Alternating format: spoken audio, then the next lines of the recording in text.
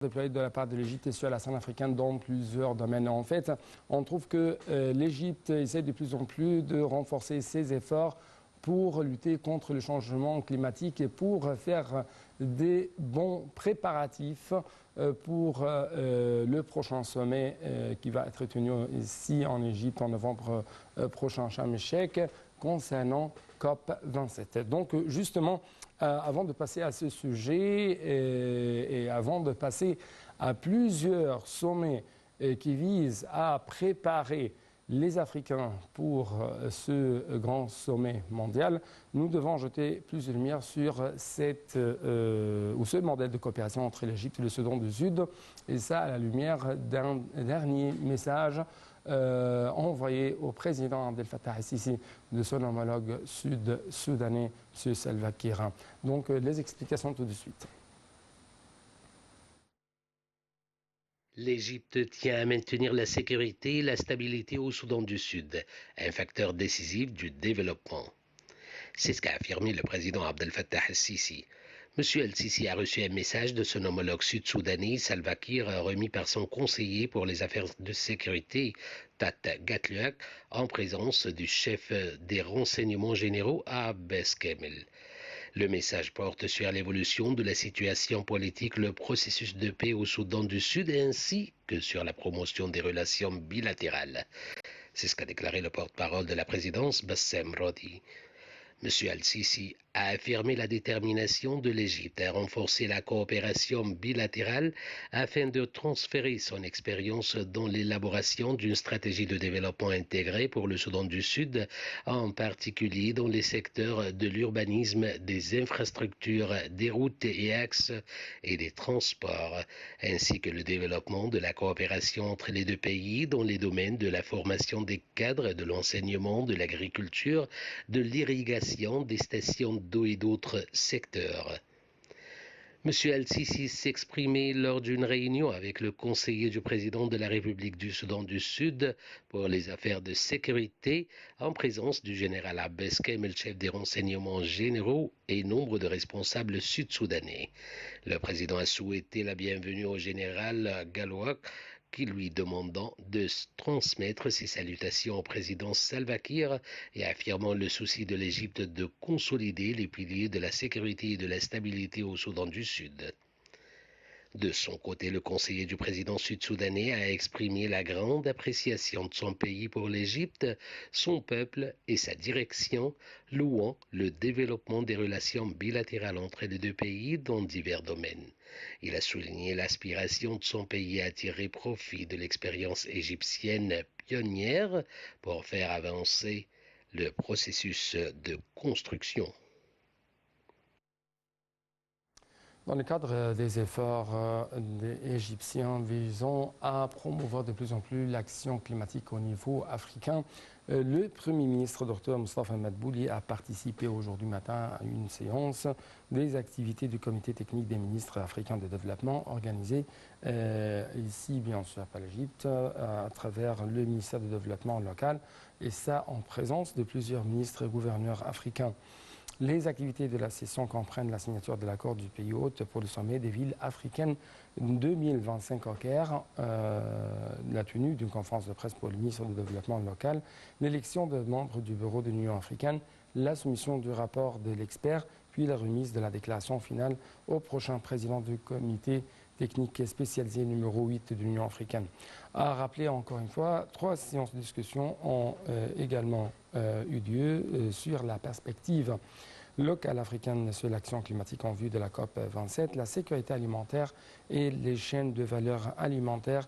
Ce sera bien sûr une discussion menée par le Programme alimentaire mondial et parmi les activités, ça sera où des activités seront concernées vie décente, ce modèle égyptien pour la transformation rurale africaine, puis la déclaration finale de la conférence qui sera publiée, y compris les recommandations finales de la conférence.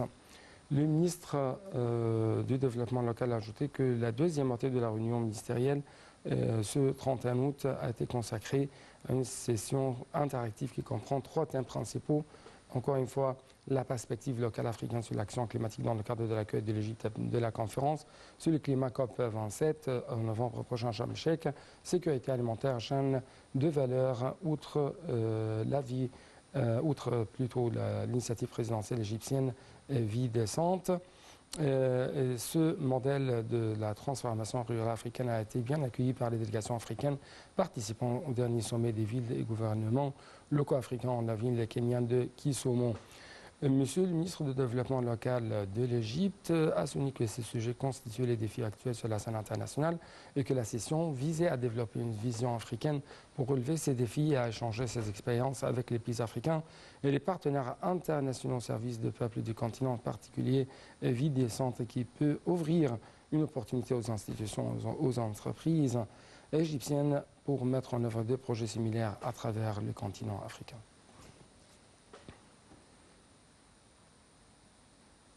Actuellement, je dois vous laisser avec un reportage qui va jeter plus de lumière sur la participation active de la part du Premier ministre, M. Moustapha Madbouli, pendant le sommet de TICAD. Madbouli a quitté l'Égypte à la tête d'une délégation officielle en direction de la capitale tunisienne pour participer à la 8e conférence internationale de Tokyo sur le développement de l'Afrique, TICAD 8, au nom du président Abdel Fattah el-Sisi. Le Premier ministre a prononcé une allocution lors de la première session plénière consacrée à l'examen des questions économiques et il a tenu également plusieurs rencontres bilatérales en marge de sa participation au sommet.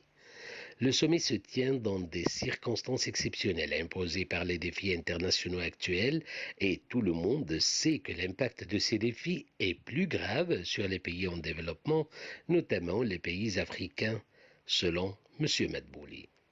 Le Premier ministre a également évoqué un certain nombre de défis économiques très graves pour le continent africain, abordant également un certain nombre d'axes qui nécessitent une collaboration conjointe dans le but de prendre des mesures immédiates et efficaces pour renforcer les efforts du continent afin de réaliser le développement durable. Le premier axe concerne l'importance de diversifier les ressources des importations alimentaires et d'assurer les chaînes d'approvisionnement des pays du continent, y compris la maîtrise de la hausse des prix. Le deuxième axe met l'accent sur la nécessité d'accorder une priorité particulière au fait d'alléger les charges liées aux dettes qui pèsent sur les pays du continent, notamment à la lumière des graves défis internationaux auxquels nous sommes confrontés. Quant au troisième axe, ce dernier fait la lumière sur la nécessité de travailler à l'activation de la zone de libre-échange continentale. Le quatrième axe traite de la question du changement climatique. Le chef du gouvernement s'est aussi entretenu avec Hachim Steiner, directeur du PNUD, en marge de sa participation au 8e sommet de la TICAD 8. Madbouli a souligné l'importance de renforcer la coopération entre l'Égypte et le Programme des Nations Unies pour le développement, en particulier après l'approbation par l'Égypte du document Le Programme des Nations Unies pour le développement pour l'Égypte 2023-2027. Le Premier ministre Moustapha Madbouli a en outre examiné avec son homologue japonais, Fumio Kishida, lors de leur rencontre tenue par visioconférence, les relations bilatérales et nombre de sujets d'intérêt commun.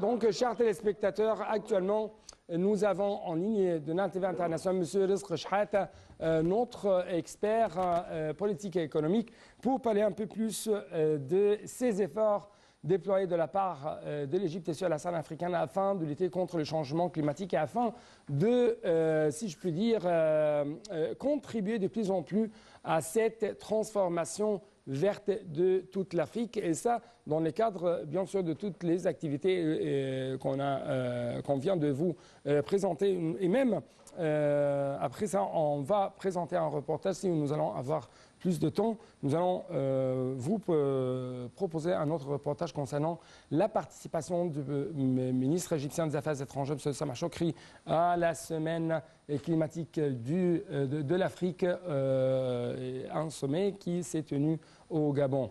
Monsieur Rasqa Chehata, vous êtes toujours le bienvenu sur Nal TV International. Oui. Merci beaucoup pour nous rejoindre à travers la ligne.